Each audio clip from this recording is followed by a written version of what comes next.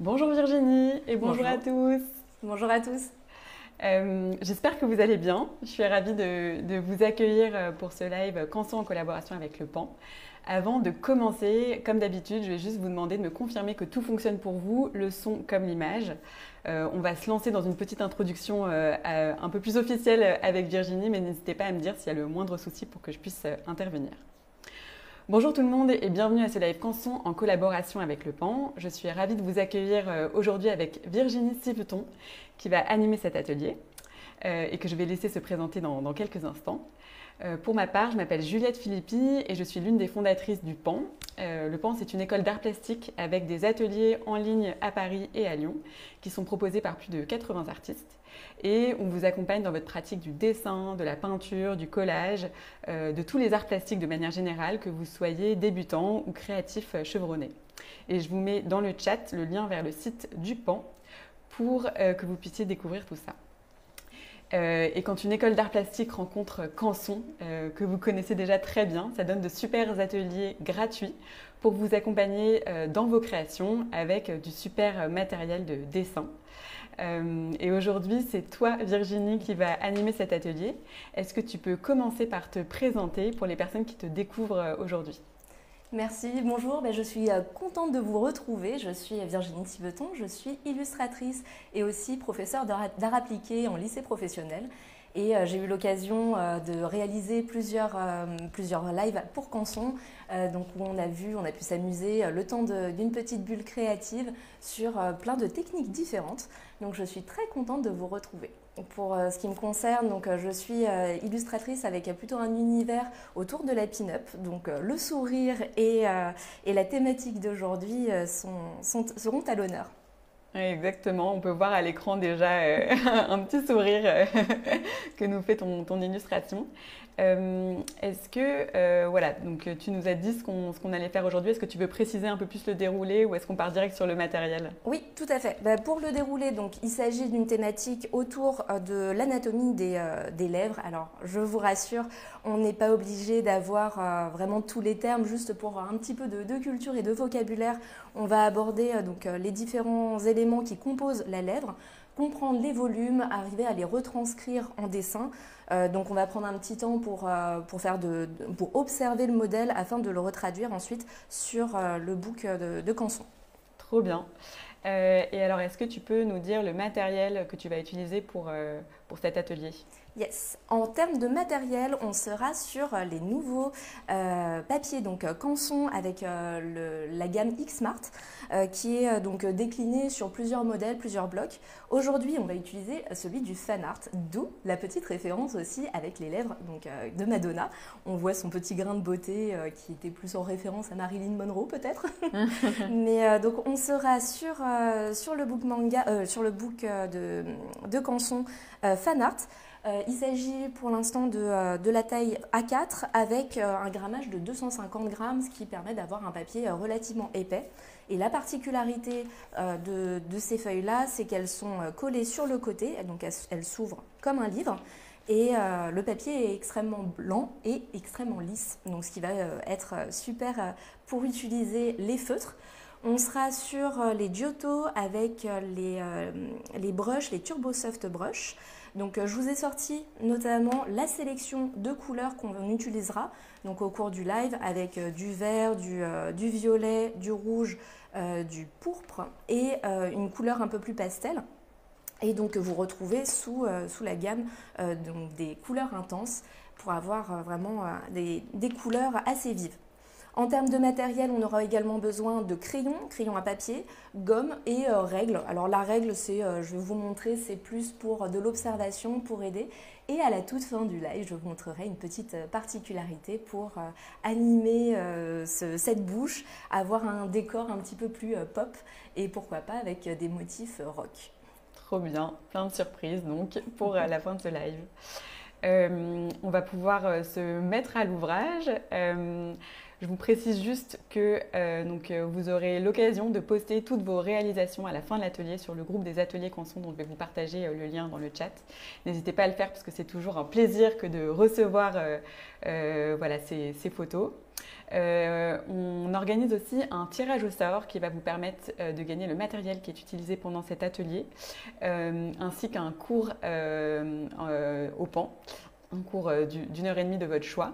Et je vais aussi vous mettre le lien vers ce tirage au sort pour que vous puissiez y participer. Et bien sûr, comme toujours, ce live sera aussi disponible en replay sur le site de Canson, sur le compte YouTube de Canson. Et donc, vous pouvez aussi nous regarder et nous re-regarder plus tard. On se lance? C'est parti. Alors, donc on sera sur le book Canson. Vous pouvez dès à présent décoller une feuille. Donc normalement, elles sont collées juste sur le côté ici. Vous avez simplement à tirer. Et on va utiliser le format donc à l'italienne. Donc on sera sur le côté, on sera donc à l'horizontale pour pouvoir dessiner notre modèle. Hop là. Donc je vous ai imprimé ici le modèle, je vous ai ramené le modèle qu'on va donc redessiner. Quand il s'agit de dessin quand il s'agit de dessin d'observation d'après un modèle, il est toujours recommandé déjà de prendre quelques minutes pour pouvoir observer les différents éléments qui composent cette illustration. Vous voyez par exemple, là j'ai essayé de centrer mon modèle, j'ai pris à peu près la même distance ici en me laissant pas mal de marge sur le haut de la feuille, le bas ou sur les côtés. Donc on va avoir une composition assez centrale. Aujourd'hui la thématique, donc ça va être le fait d'aborder les lèvres avec les différents éléments, les différents volumes, pour passer en fait d'un volume plutôt que le dessin de base. Il va falloir que j'appuie un tout petit peu plus sur mon dessin, sur mon trait pour que vous le voyez bien. Hop. Donc voilà, on a, je pense, tous commencé à faire un smiley avec juste une petite parenthèse, juste un arc qui va vers le bas si on veut un sourire. Et donc on va essayer de lui apporter plus de volume que juste un petit dessin rapide comme ça. Donc là j'ai choisi par exemple pour vraiment avoir ce volume de partir sur une vue de 3/4. Pour la vue de 3/4, donc on va prendre quelques instants pour regarder comment et fabriquer comment se compose ce modèle. Pour ça, je vous ai ramené une petite feuille de papier calque, comme ça je vais pouvoir vous montrer. On l'utilisera juste simplement pour pouvoir voir par-dessus le modèle. Donc par exemple, ici, on a l'arc de Cupidon. Et si on regarde, on va essayer d'avoir une géométrie qui parle à tout le monde. Donc de partir à partir de sphères, à partir de peut-être haricots.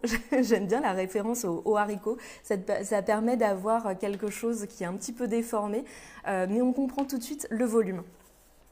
Donc, pour avoir le cœur, ici l'arc de Cupidon, qui est un très joli nom, on va avoir comme si on avait soit un cœur un petit peu arrondi. Hop, je ne sais pas si on le voit. Ici, qui va représenter le volume du tubercule. Le tubercule, c'est la petite proéminence que vous avez juste à ce niveau-là de la lèvre. On a également ici, alors pour l'instant, je n'ai pas commencé le dessin sur le papier, c'est juste de l'observation par rapport au modèle que je vous ai proposé pour cet atelier. On a également un élément ici légèrement arrondi, un autre élément qui fait partie de la lèvre supérieure. On a les commissures, donc les coins de la bouche, donc c'est des petites commissures que moi je fais en petites flèches. Ça permet de rajouter un côté un petit peu plus souriant. Et vous pouvez aussi vous pouvez rajouter de l'expression par rapport à cet élément-là. Plus vous allez le tirer vers le haut, plus votre personnage sera souriant. Et faites attention, les lèvres, donc ça on le verra quand on sera sur la pratique, les lèvres finissent toujours avant la commissure. En fait, on ne va pas avoir le volume de la lèvre supérieure qui va s'arrêter directement, sinon ça lui fait vraiment une bouche très très botoxée, très très volumineuse. Pour le bas, pour la lèvre inférieure, qui s'appelle déjà le vermillon, je crois. Donc ça, c'est pour la petite touche de vocabulaire. Vous avez une partie, donc ici, un petit peu arrondie. Elle va se partager en deux. Une partie arrondie et une autre partie qui va être juxtaposée, juste à côté, hop, ici. Et après, en fait, vous allez pouvoir, donc, en gros, vos différents volumes au niveau de la bouche vont se traduire par de simples formes qu'on pourra déformer. Après, vous pouvez aplatir. Ce qui est top sur le focus aujourd'hui, c'est de se baser sur les lèvres. Vous pouvez les personnaliser, vous pouvez jouer sur les couleurs, vous pouvez jouer sur les formes pour aplatir un petit peu la lèvre supérieure ou la lèvre inférieure si vous le souhaitez. On est vraiment dans un cadre où c'est assez libre. Juste ici, pour comprendre un petit peu la mécanique des lèvres, c'est donc plus on va sourire, plus les coins, donc les commissures vont remonter et cette partie-là, la lèvre supérieure, va toucher de plus en plus le nez, par exemple, et donc va s'affiner un petit peu. Et si vous regardez, donc là j'ai pris une autre feuille. Hop. En termes de compréhension par rapport à ce volume, on a par exemple en fait quelque chose qui va s'arquer de la base du dessous qui va moins prendre la lumière par exemple en termes de volume et qui va aller ensuite vers l'extérieur de la bouche. Donc ça c'est vraiment pour comprendre un petit peu comment va fonctionner le volume. Et vous voyez, j'ai pas fait des traits qui sont verticaux, j'ai été dans l'arrondi, hop, et si on superpose les deux formes, on est vraiment dans l'arrondi ici de ces volumes. Voilà. On verra ensuite pour la dentition, comment bien la positionner. Pour faire référence à Madonna, j'ai vu qu'il y avait des experts de Madonna. Effectivement, elle a les dents du bonheur, donc les deux dents de devant avec un petit écart. On pourra le personnaliser un petit peu par la suite. On n'oubliera pas sa mouche et on passera ensuite à la couleur. Voilà, si pour les explications tout est bon pour vous, on va pouvoir commencer le dessin.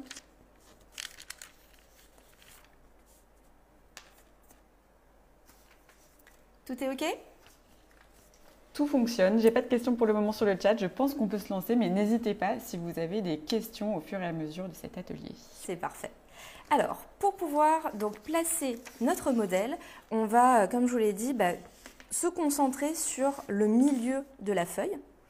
Donc, on peut tracer un petit repère rapide. Alors, soit vous pouvez le faire à la règle si vous n'êtes pas à l'aise, ou sinon directement à main levée.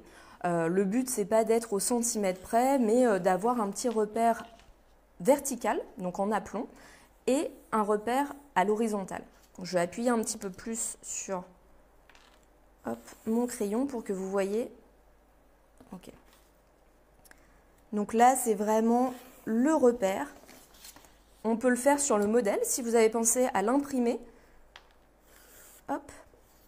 Donc là, on est vraiment dans le cadre d'un dessin d'observation plutôt qu'une création où le dessin va évoluer au fur et à mesure des volumes, etc. Là, on est plus sur une représentation où on va se prêter à l'exercice de reproduire ce modèle-là. Donc, une fois qu'on a notre petite croix qui est en repère, on peut voir quels sont les éléments qui vont être à gauche de cette croix ou à droite et dans les autres cases. Donc là, par exemple, on peut commencer par déjà positionner le tubercule, donc cet élément un petit peu en cœur qu'on a vu sur cette partie-là. Donc, on peut avoir un cœur légèrement arrondi, comme ça. Et d'ailleurs, si je regarde, ouais, on est plus sur le côté un petit peu plus à gauche de cet élément. On va pouvoir reformer ici nos sphères, donc qui sont juste là pour être un placement.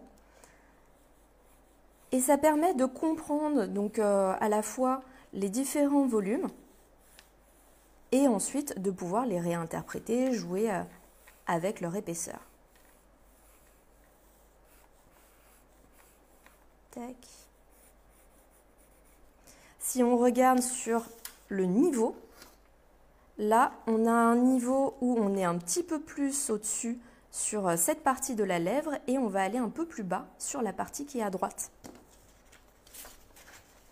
Donc, on est un petit peu au-dessus et on va partir sur la partie en dessous, pardon, pour la commissure. Hop. Pour la partie supérieure de la lèvre, on peut également laisser des blancs. On va voir surtout au niveau de la mise en couleur, en fait, on va voir que ces zones en fait sont des zones de réserve. Et donc là, c'est le blanc du papier. Et plus on va rajouter de la couleur tout autour, plus ça va avoir un effet de brillance. C'est pour ça qu'on a un effet vraiment très glossy sur les lèvres. On peut avoir un côté beaucoup plus naturel si on choisit d'autres couleurs, évidemment. Tac. Donc, on a une première forme un petit peu ovale ici, le cœur au milieu, une autre forme un peu plus allongée sur le côté. Et pour le bas, on va partir du coin de la bouche ici. Tac. On va avoir une lèvre, un bout de lèvre ici, arrondi. On peut faire un peu plus épais si on le souhaite. Et un autre, comme un galet en fait, qu'on va pouvoir avoir ici.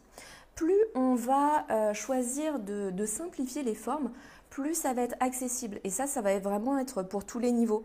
Autant pour apprendre de nouvelles techniques, mais aussi pour tester vraiment d'autres choses qui vont permettre de se réapproprier des codes. Là, on fait un focus sur cet élément qui est très important en termes d'expression, qui est la bouche. Évidemment, on peut se focaliser sur un exercice, par exemple, que sur le nez, que sur l'œil, que sur l'oreille, etc. Ce qui va vous permettre, en fait, de le faire étape par étape. Alors évidemment, ça ne va pas vous faire un portrait entier, si on le saccade comme ça, mais ça va être des petites étapes à cocher, à valider avec plusieurs styles pour savoir qu'est-ce qui correspond le mieux à ce que vous souhaitez réaliser. Voilà. Hop. Alors, on va pouvoir, donc là en termes de construction, on est pas mal. On va juste ajuster ici un petit coup de gomme pour épurer un petit peu le dessin. On peut enlever les guides qui sont maintenant facultatifs. Donc là, ces repères-là étaient plus pour la construction du dessin. Et ensuite, ce qu'on peut observer pour les dents, on va éviter d'avoir un quadrillage. Alors déjà, les dents, il faut savoir qu'elles ont un volume. Soit vous pouvez faire le sourire un peu à la Colgate, mais surtout, on va avoir un volume arrondi vers le bas, arrondi un petit peu vers le haut. Et entre les deux, on a des gencives avec un petit triangle qui va vous permettre de suggérer un petit peu la dentition. On va éviter de tirer des barres comme ça qui soient... qui fasse un petit peu creepy, un petit peu peur dans la position des dents. Donc voilà, c'est vraiment le niveau au-dessus aussi par rapport au dessin qui est juste ici. Hop. Là, on est dans un entre-deux, on se rapproche vers l'hyper-réalisme. Et donc, on est encore quand même sur quelque chose de stylisé, mais c'est quelque chose voilà, où on peut paramétrer un petit peu tous ces dessins-là. Donc on va positionner ici le petit triangle. Donc là plutôt, alors pas par rapport à mon repère, mais par rapport au cœur que j'ai réalisé. Vous avez le bas du cœur et en fait ça va vous donner un petit peu votre perspective en 3 dimensions. Ça va éviter, ça va vous donner plus de perspective et le fait d'être de 3/4, pardon. Vous avez donc une grande dent de devant et une autre qui va être sur le côté. Donc on va pouvoir retrouver ces volumes avec, si on les simplifie, juste un rectangle avec des bords légèrement arrondis. Là aussi, vous n'êtes pas obligé d'avoir toute la partie qui soit visible. Et si on veut faire donc les dents de Madonna plus particulièrement, on peut écarter ces deux dents-là, ce qui va vous donner les dents du bonheur. Donc, on a des dents qui ne sont pas donc rectangulaires, les coins sont légèrement arrondis. et on peut suggérer la dent suivante. Pour ce qui est du bas, en fait, là, vous avez un alignement, hop, comme si ça allait créer une petite étoile. Vous voyez, là, on est sur le dessin du vide, puisque en dessin, en observation, c'est toujours bien de regarder les éléments, les volumes, mais aussi les vides qui vont créer, en fait, ces petits dessins-là. Pour les dents du dessous, vous allez avoir une toute petite pente. Donc, on va pouvoir avoir presque une oblique. Donc là, elle est à la verticale et ensuite, on va avoir des dents qui vont, si j'exagère un petit peu, un peu en mode soleil. Donc, des traits ici qui vont être légèrement inclinés. Donc là, si on regarde, hop, vous avez des inclinaisons différentes. Ça va lui donner un petit peu plus donc sans partir à l'horizontale évidemment, hein, on essaye de respecter la dentition du personnage et donc on va avoir ici les dents qui hop, sont suggérées juste là. Si vous souhaitez lui remonter un tout petit peu la commissure des lèvres pour avoir un sourire un peu plus souriant, vu qu'on n'est pas encore passé à la couleur, hop, vous pouvez. Donc voilà, pour tout ce qui est la mise en place du dessin, c'est pas plus compliqué que ça. On essaye toujours par rapport à la référence, donc c'est bien justement de pouvoir un peu gribouiller dessus, regarder ici les courbes qu'on peut avoir quand on a un modèle. C'est toujours très, très instructif d'avoir le modèle et de pouvoir s'exercer à le refaire. Ça vous permet vraiment de comprendre comment un artiste a réinterprété certaines parties. Donc c'est vraiment assez chouette. Là par exemple, dans la dent, je ne suis pas revenue au feutre, je suis simplement venue avec le crayon pour suggérer un petit peu plus de volume en venant dessiner, rajouter un petit peu de crayon ici pour avoir un petit peu plus de volume, mais tout simplement juste au crayon. On peut le faire sur la deuxième dent également. Donc ça va marquer un peu l'ombre portée qu'on va avoir au niveau du dessous des lèvres. Pour l'ombre portée, donc pareil, on reste sur la simplification des formes avec par exemple si la forme est arrondie, on va avoir une ombre qui va également être arrondie, pour avoir le volume qui apparaisse alors qu'on est au crayon et qu'on est toujours sur un plan qui est en 2D.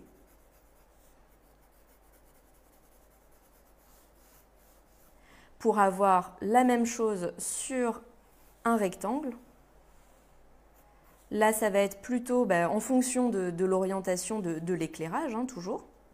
Donc ça, ce sont des petits exercices annexes que vous pouvez répéter, parce qu'on ne cesse jamais d'apprendre. Et donc, on a toujours un petit plus pour pouvoir avoir la sensation, si vous voulez, lui rajouter peut-être des petits traits comme ça qui vont faire la dent. Vous voyez, on peut vraiment travailler un peu plus le ressenti, le réalisme, en regardant comment retravailler. Donc ça s'applique sur une dent, mais ça peut également s'appliquer sur plein d'autres matières, plein d'autres textures qu'on souhaiterait retravailler, qu'on souhaiterait réavoir. Hop.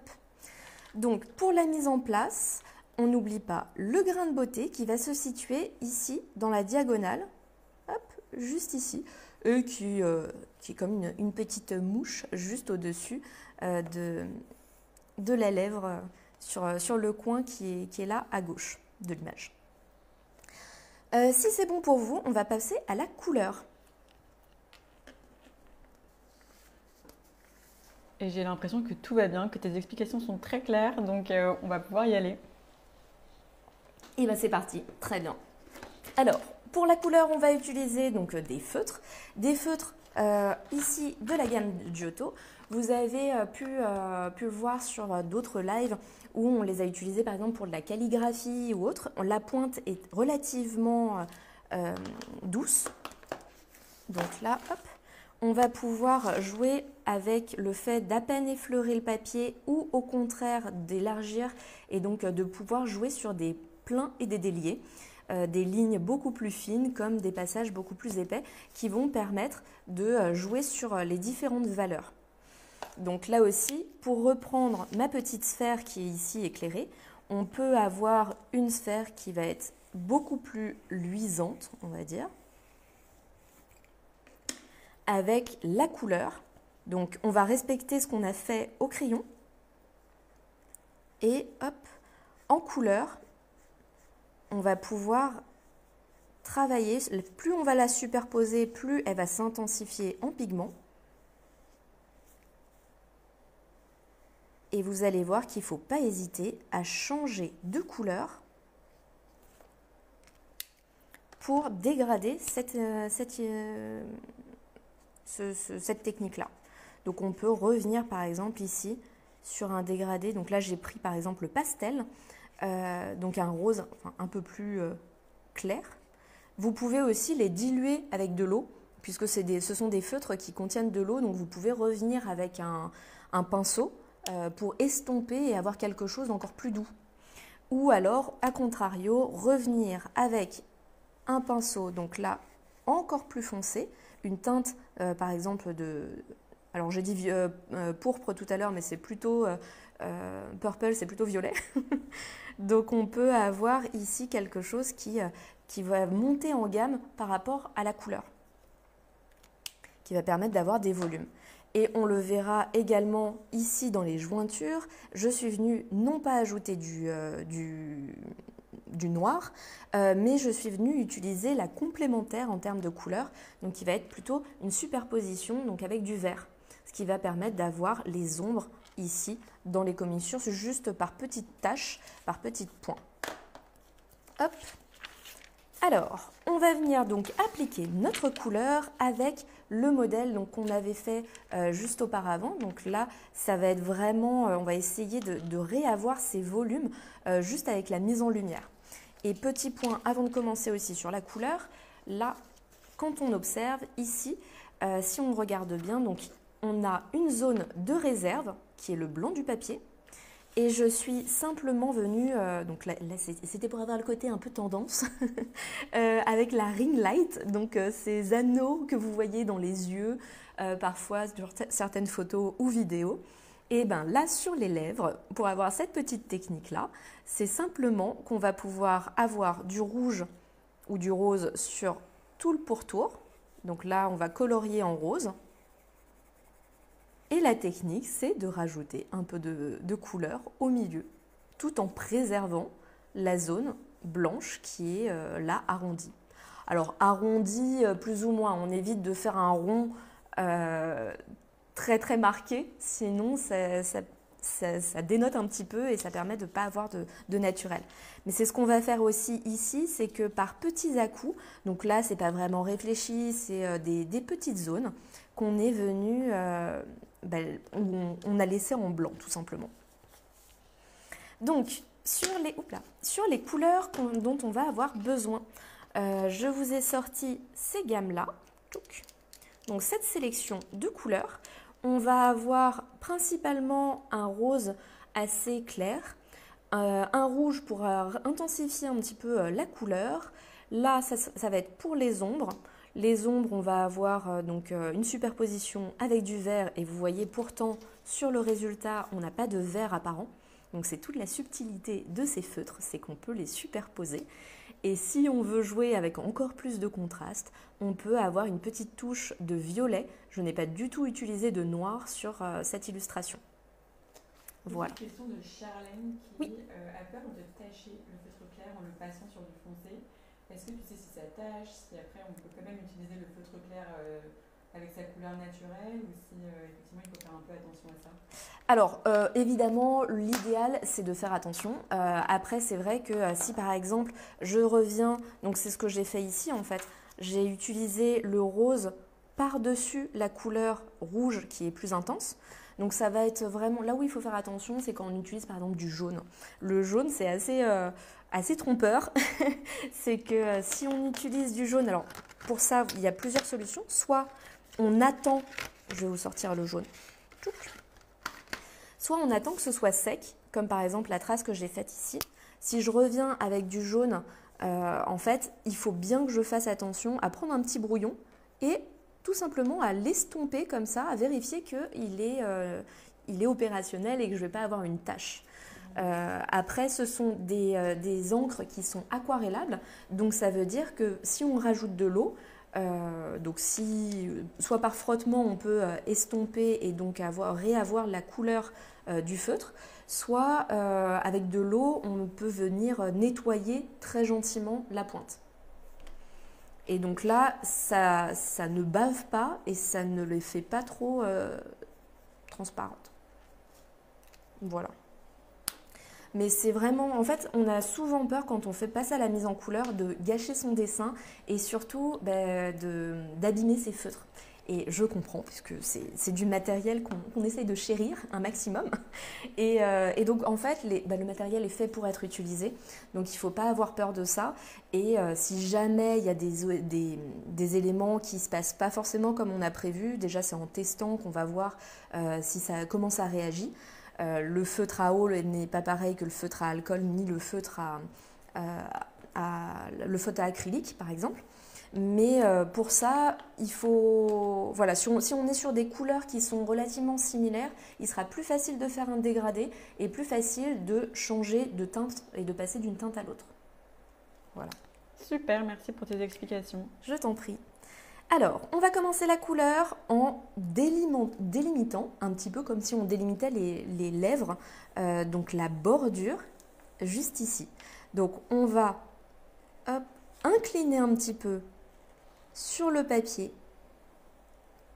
le feutre. Hop.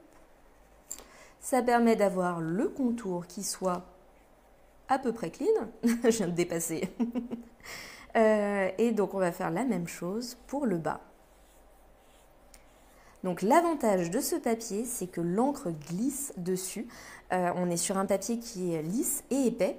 Donc, il va plutôt bien gérer l'accumulation de feutre. Et donc là, on peut réavoir le volume en n'oubliant pas de laisser, par exemple, sur la lèvre supérieure, on a 4 éléments blancs, alors peu importe la taille ou leur définition, hein. Mais en fait on va revenir en essayant d'avoir le volume sur chaque élément, sur chaque petit volume ici, et on viendra l'affiner et le contraster davantage. Donc là sur le cœur c'est comme si, sur le tubercule plutôt, c'est comme si on avait une partie blanche qui va être sur le côté gauche et une partie blanche qui va être sur le côté droit. Si on veut vraiment être très très proche du modèle, on n'hésite pas à regarder quelle est la forme de chaque petite partie, donc que ce soit des lumières, des ombres, tout ça, ça se construit.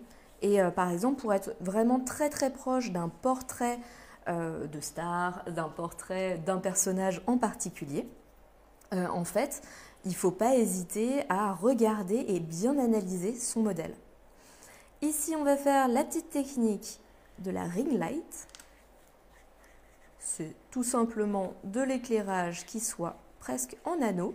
Donc on vient rajouter du dessin, de la couleur pardon, sur tout le pourtour. Et au milieu, on rajoute une forme qui est assez naturelle, assez... alors, il ne faut pas qu'elle aille trop bas, parce que sinon, on va être dans l'ombre. Voilà. Et pour la lèvre inférieure, on va faire la même technique, c'est-à-dire qu'on va suivre le volume de cette sphère. Avec, ici, on pourra revenir aussi, ne faut pas hésiter, donc soit à mélanger les teintes, soit à mélanger les techniques. On peut venir avoir du crayon de couleur, par exemple, dessus. Si vous n'avez pas exactement les teintes que je vous ai proposées pour ce live, vous pouvez très bien les retravailler avec votre création, vos couleurs, si vous avez envie d'avoir la bouche qui soit verte, la bouche qui soit bleue, etc. Voyez la vie en couleur. Amusez-vous avec les nuances et surtout, il n'y a de limite que celle que vous vous imposez. Pareil, si vous souhaitez, donc là j'ai utilisé qu'un seul feutre pour l'instant. Si vous cherchez à vous améliorer sur la mise en couleur par exemple, vous pouvez télécharger ou imprimer, scanner vos propres dessins et les réimprimer. Comme ça, vous n'avez plus la frustration de peut-être pas y arriver, d'avoir la peur de gâcher son dessin. Généralement, on a mis tellement de temps à construire son dessin qu'on a un petit peu peur de rater, de le gâcher. C'est pour ça qu'on n'ose pas le mettre en couleur. Donc, scannez votre dessin, imprimez-le, testez de l'aquarelle, du feutre, des crayons de couleur. Soyez créatifs et osez. Pour la seconde teinte, on va utiliser du rouge.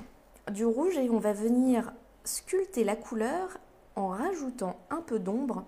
Donc surtout dans les délimitations.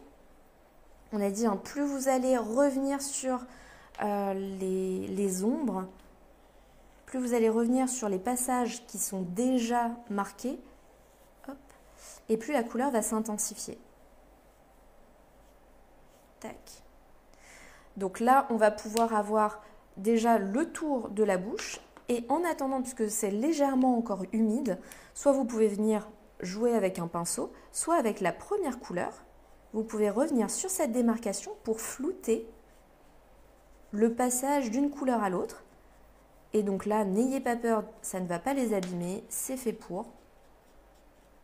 Et comme je vous ai dit, si vous avez peur que ça l'abîme, vous prenez un petit brouillon juste à côté, on tapote et ça vous réactive la couleur qui est en fait par gravité, elle vient se déposer, elle se rapproche de la mine au fur et à mesure.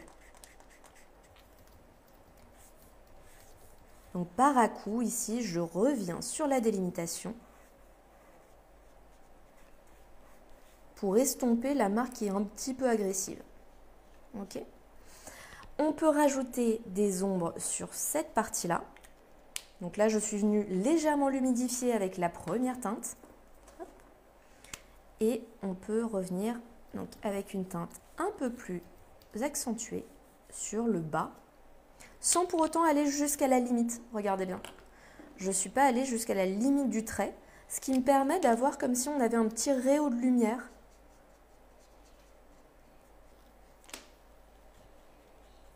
Tac, et on vient étirer la couleur.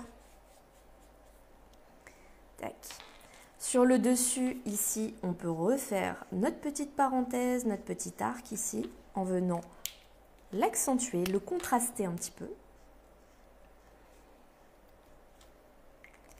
Pareil, vous n'avez pas besoin de le faire en un coup. Si vous le voulez le faire par petit à coup, c'est possible. Mais plus vous allez avoir un exercice de fluidité très marqué, plus ça va vous donner la possibilité d'avoir quelque chose de très fluide.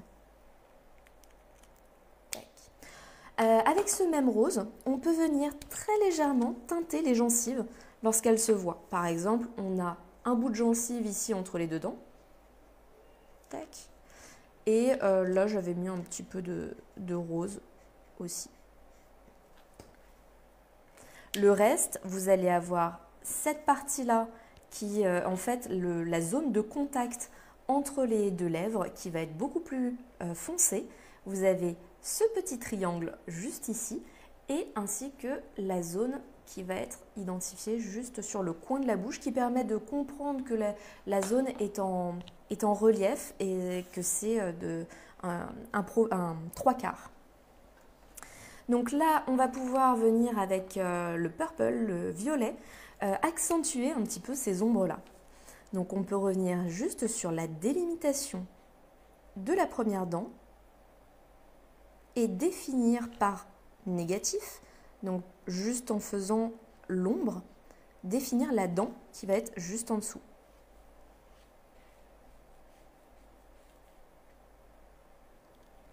Tac.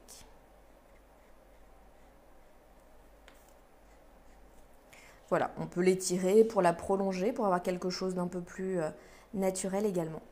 Vu que là, les dents du bonheur, la lumière ne va pas rentrer, on peut venir également avoir une petite teinte foncée. Ah, j'ai un petit...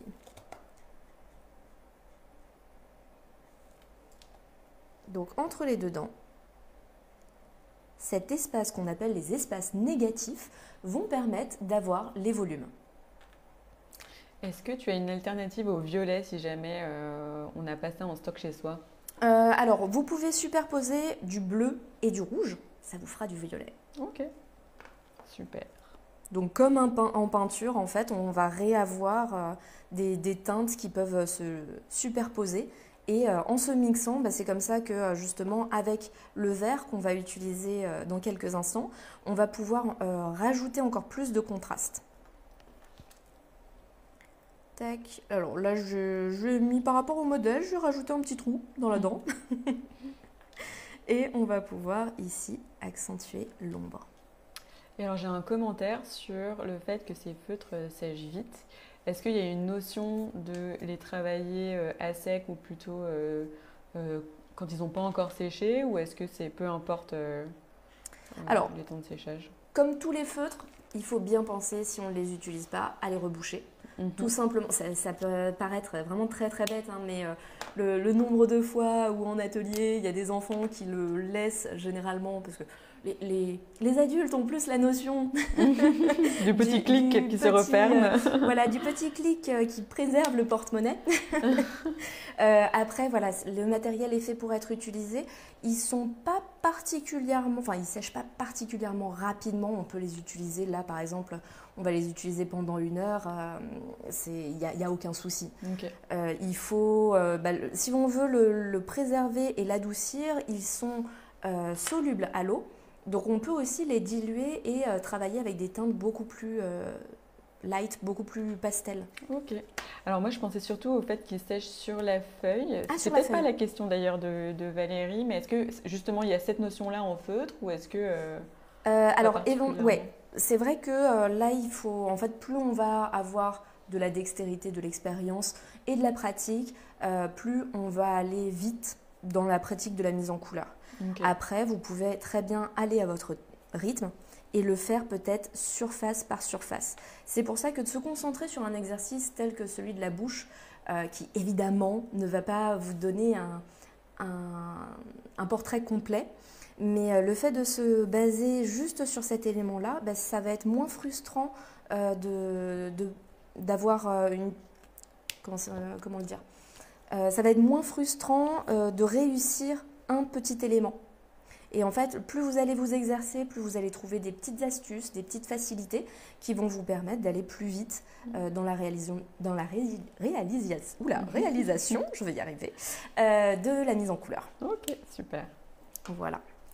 On va justement pouvoir passer avec le vert. Le vert qui, en se superposant à la couleur rouge ou violette, va vous permettre d'avoir quelque chose de très foncé, sans pour autant être du noir. Quand le papier est encore un peu humide, ça vous donne légèrement quelque chose qui va fuser. Mais au final, personne ne va avoir le nez à cet endroit-là, enfin, vraiment très très proche du modèle. Donc ça va vous donner quelque chose de plus organique, plus naturel dans la mise en couleur.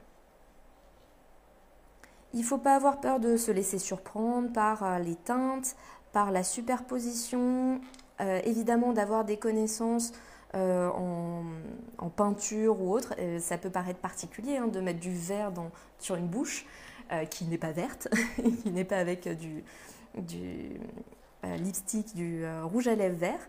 Mais en fait, le fait d'avoir de l'audace et de jouer sur cette superposition va vous permettre d'avoir quelque chose de très créatif.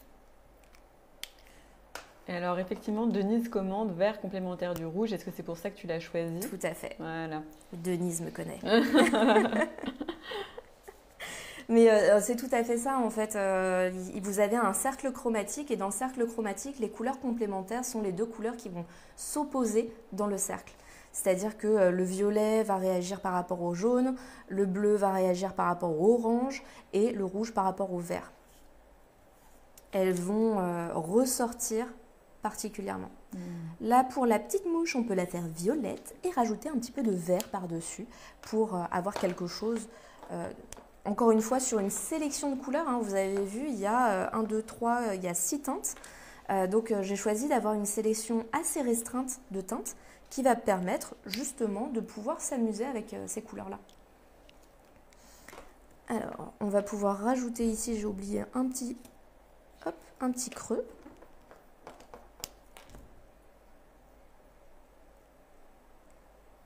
Et donc la bouche, c'est un élément qui va vous permettre de donner énormément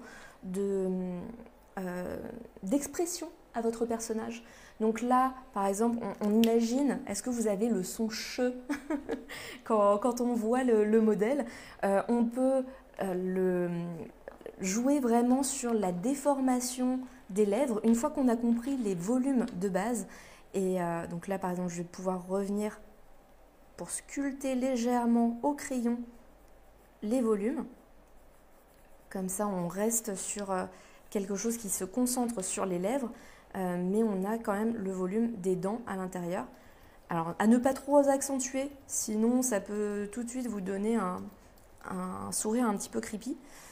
Et donc là, on peut vraiment s'amuser aussi à la déformation, d'avoir par exemple les lèvres qui vont être mordues, les lèvres qui vont être déformées par un sourire, qui vont faire au contraire un espèce de cœur comme ça, pour avoir un bisou plus ou moins stylisé. Donc ça vous permet de pouvoir jouer sur ces éléments-là. Et donc regardez avec quelle facilité, une fois qu'on a compris les différents volumes, comment ça va s'aplatir, comment ça va pouvoir s'étirer. Donc là, par exemple, les commissures, comment à l'intérieur, on retrouve là le tubercule, là les éléments qui sont sur les côtés, et ensuite la lèvre inférieure avec 2 volumes. Donc on peut vraiment jouer sur tout ça, et c'est ça qui est assez rigolo et qui permet de pouvoir s'exercer avec, encore une fois, un focus sur un tout petit détail.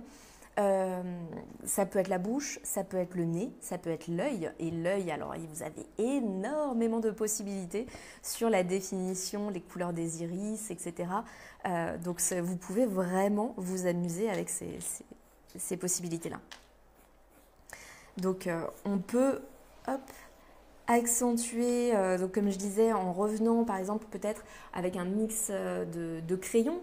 Là vous avez des crayons qui sont plus ou moins gras avec le petit chiffre qui est sur la fin de l'outil. Donc là le 6B, c'est quelque chose qui est très marqué, qui est très gras pour pouvoir voir vraiment les traits que je dessine. Mais vous avez des choses qui sont beaucoup plus sèches si on va dans les H, et là ça vous permet d'avoir quelque chose qui va se gommer plus facilement, etc.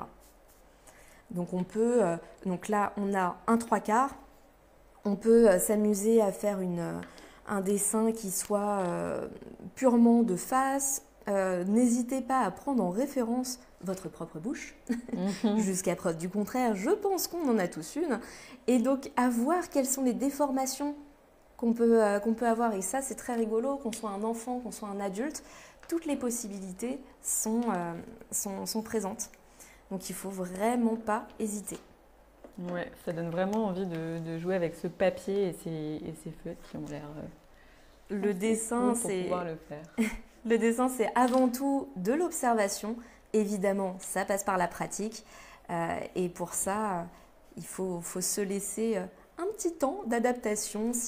Il y en a pour qui les feutres sont moins l'outil de prédilection.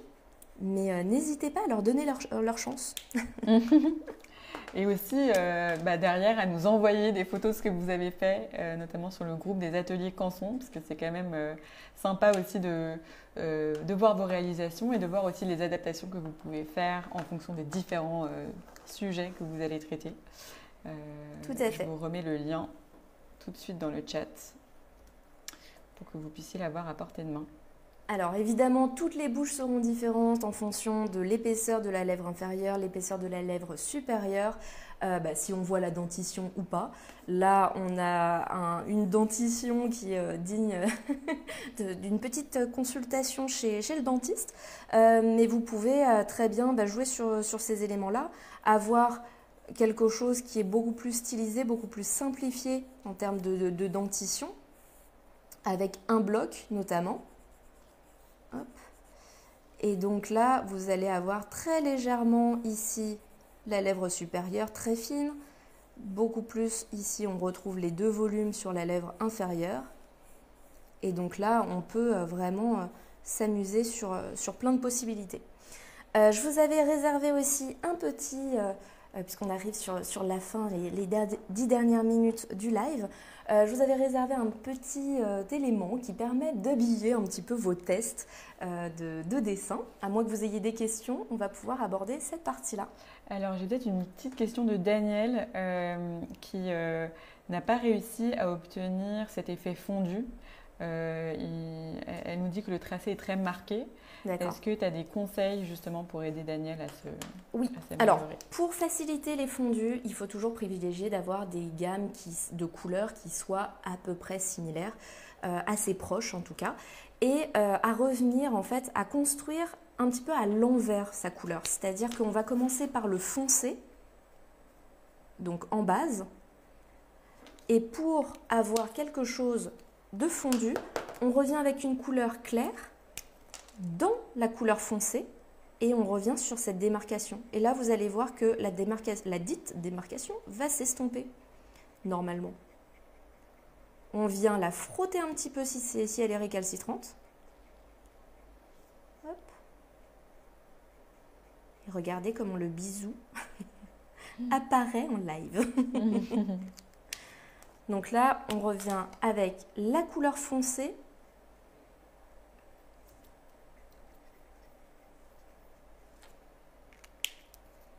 Et on étire en commençant dans le foncé. Et c'est ça où on a souvent un petit peu peur.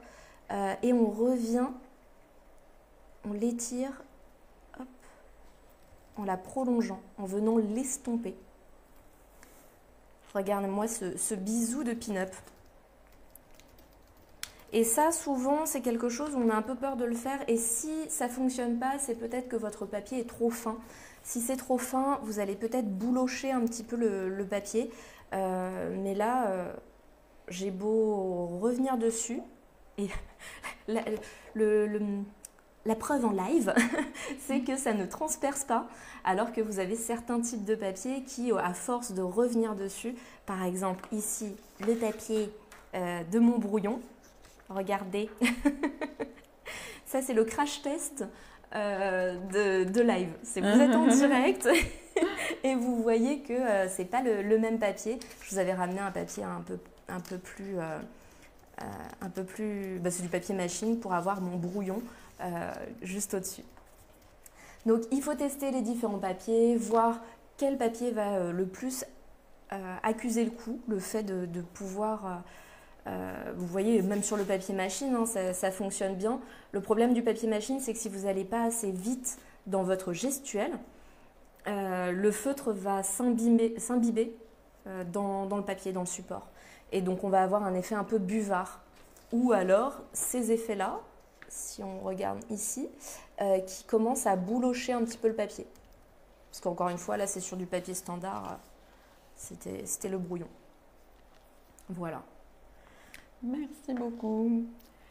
Alors, juste je vous montre donc la petite particularité, puisque là c'est mon original, avec le fait de pouvoir s'amuser à remplir l'espace quand vous avez donc un espace de travail qui est assez vide. Donc soit on peut s'amuser à faire différents types de bouches, différentes déformations, une bouche en colère, une bouche qui va être plus pulpeuse, plus généreuse ou au contraire plus fine, plus agressive. Vous pouvez le remplir de ce que vous voulez. Ou sinon, vous pouvez jouer sur des éléments beaucoup plus décoratifs, comme là une petite superposition. Donc c'est pour ça aussi que j'avais ramené la règle. On peut venir dessiner des aplats donc colorier plutôt, des aplats de couleurs et en fait avec la superposition des teintes, vous pouvez venir les décorer. Donc moi Madonna me faisait penser à quelque chose c'est la reine de la pop. Donc je lui ai mis une petite couronne ici, il y a des petits points qui rappellent un petit peu la pop culture avec des agencements de couleurs voilà, plutôt fluo. Et pour ça justement, vous avez donc le set de 10 qui vous permet déjà d'avoir suffisamment de couleurs pour pouvoir travailler sur le format. La preuve en est, sur les 10 couleurs, sur les 10 teintes, on n'en a utilisé que 6, pardon. J'en ai inventé une 7e. Que 6, mais si vous êtes plus à l'aise justement sur le fait de jouer avec les différentes nuances, vous pouvez avoir des alternatives avec notamment le set light, donc avec des couleurs pastel qui sont beaucoup plus douces si vous trouvez que les couleurs vives ici sont trop présentes. Alors pour le coup, pour un avis totalement subjectif et personnel, moi j'adore les couleurs vives et là le blanc du papier les fait extrêmement bien ressortir, donc tout va bien. Mais si vous voulez avoir des couleurs un peu plus chères, beaucoup plus neutres, etc., vous avez des gammes de couleurs plus pastel. Ou alors, à l'extrême opposé, des couleurs brush qui sont fluo. Et alors là, c'est digne de un peu un effet surligneur, comme on a juste ici, qui permet de rehausser les teintes. Et c'est assez chouette de pouvoir jouer justement avec ces différents outils. C'est un petit peu, on a envie de tous les collectionner, on a envie de tous les avoir. Et ça, laissez place à votre créativité et expérimenter. Super, en plus il y avait quelqu'un qui posait des questions sur le travail de la peau et donc je pense que parmi toute cette série, vous trouverez différentes tonalités de peau qui pourront convenir à vos besoins. En tout cas, merci beaucoup Virginie pour toutes tes explications qui étaient hyper claires. Je te partage quelques commentaires sur le chat, j'adore, un grand merci pour ce cours. J'ai l'impression que voilà, ça a beaucoup plu que de dessiner cette bouche avec toi. Très bien. Je rappelle que le live restera disponible sur la page Facebook de Canson en replay et sous 48 heures maximum. Il sera aussi dispo sur le site de Canson. Donc vous pouvez évidemment le regarder en replay si vous nous avez suivis en cours de route. Et bien sûr, vous pouvez continuer votre apprentissage avec tous les cours qui sont déjà dispo sur le site de Canson et dont je vais vous repartager le lien sur le chat, ainsi que sur le site du PAN sur lequel on a plein d'ateliers, notamment aussi pour travailler le visage et aussi sur plein d'autres sujets.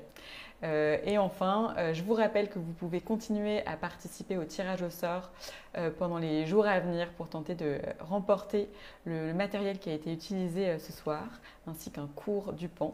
Donc voilà, n'hésitez pas à faire tout ça par la suite et à continuer à nous envoyer des photos de ce que vous avez fait sur le groupe Facebook des ateliers Canson.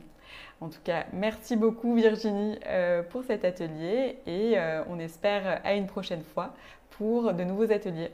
Avec grand plaisir, j'espère que ce live vous a donné le sourire. Au revoir. Au revoir.